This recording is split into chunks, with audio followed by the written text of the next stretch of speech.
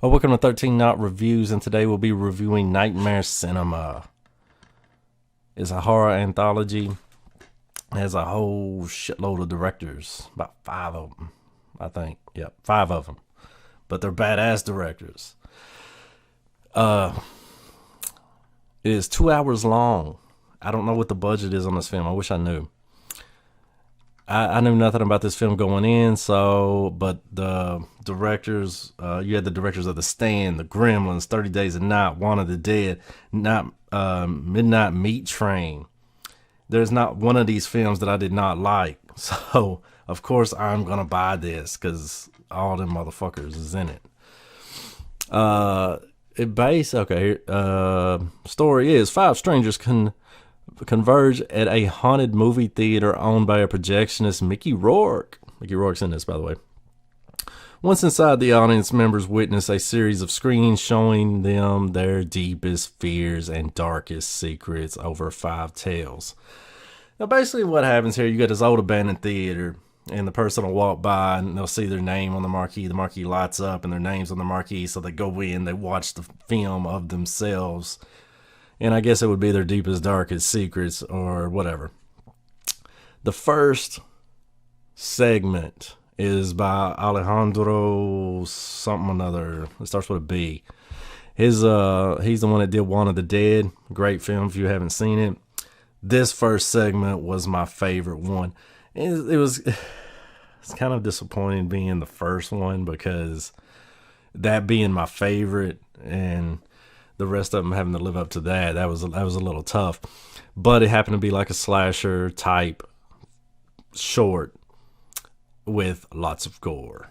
So, of course, I like that one. But there was a fucked up twist to it. It had you going one way, and then it just switched up on you. It was very great. I loved that one. That one's my favorite one. And so when it ends, basically the next one would come up and they'll come in. Now, the next one was done by Joe Dante. Everybody knows Joe Dante, especially from Gremlins. He directed Gremlins. I gotta say I was a little disappointed in his. And it may be because I had to watch Alejandro's first. But his, Joe Dante's, what was it called? The first segment by Alejandro, I said Alejandro earlier. Alejandro is called The Thing in the Woods. Joe Dante's second segment, and is basically a priest that walks by the theater and goes in.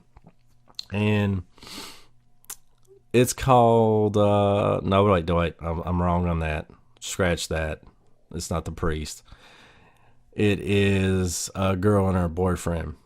And this is called Mirari, I believe. Mirari.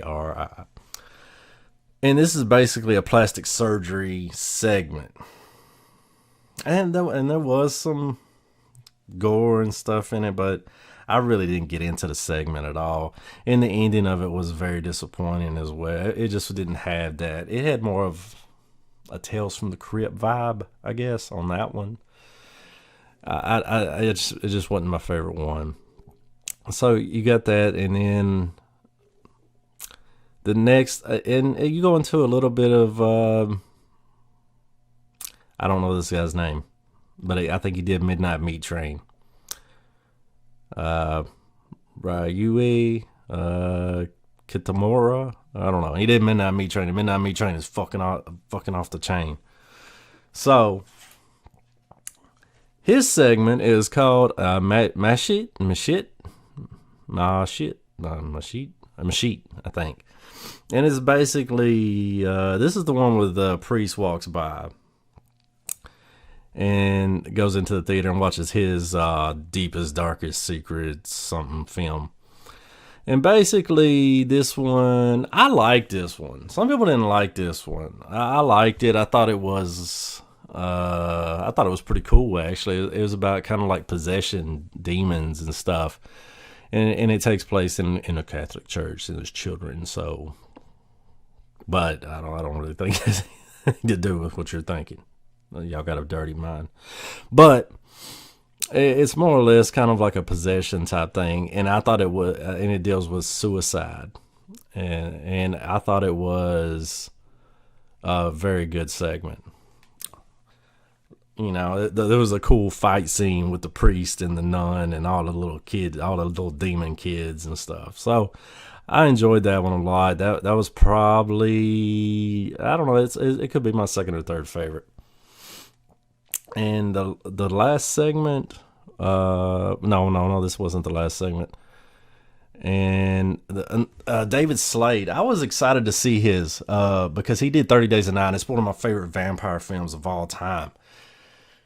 And I was it was kind of missed for me, but it was beautifully shot though. It's kind of artsy a little bit. Woman going insane, and she's at a psychiatrist, doctor's office or whatever, and something about going into a different dimension, and I don't know. It's kind of weird, but it looked good, but I didn't like it. So that one was kind of a miss for me, and I was very disappointed in that. But it was shot in black and white as well, and it was called The Way To Egress. So that leaves Mick Garris. This is Mick Garris's film, by the way. He's the one that got all these great directors together to make this Nightmare Cinema film. His segment is kind of what do you call that film?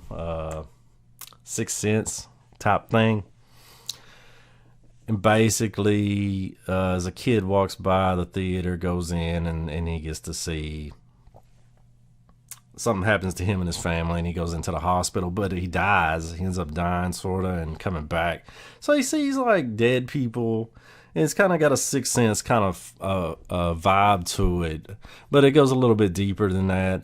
I liked that segment. I thought it was pretty good. My favorite segment overall was definitely The Thing in the Woods. The Projectionist wraparound was cool. I felt like they could have did a little more with that, but I still enjoyed it with Mickey Rourke being the projectionist. I would have liked to have seen more from him in it. Now, they might have been some stuff cut from it to make it because it was 2 hours long, so they may have cut some stuff. I don't know, but I feel like there was a little something missing from the wraparound projectionist type thing. It does end up pretty cool. I mean, basically the projectionist, I like his archive thing, because each person that comes in and watches their film, he's got it archived in the back in one of them old grindhouse film canisters, and it's got each person's name on it filed on the cabinets. So I think it was pretty cool. That was cool. The whole theater thing was really cool. I would recommend this film because, especially with the way horror has gone this year, it is fucking out there. It's just not been worth a fuck. I mean, there's a few that I enjoyed, but I enjoyed this one. I had fun with it. There was lots of gore, great directors, and I don't remember an anthology in recent times, I guess, that had this many great directors in it. So definitely go check it out. I mean, the DVD's like what, $12 at Walmart. There is the Blu-ray.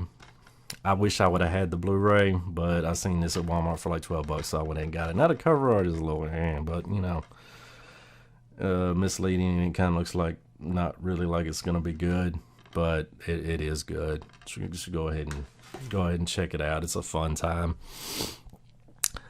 I definitely recommend it. Like I said, I would rank Alejandro's at the top, and then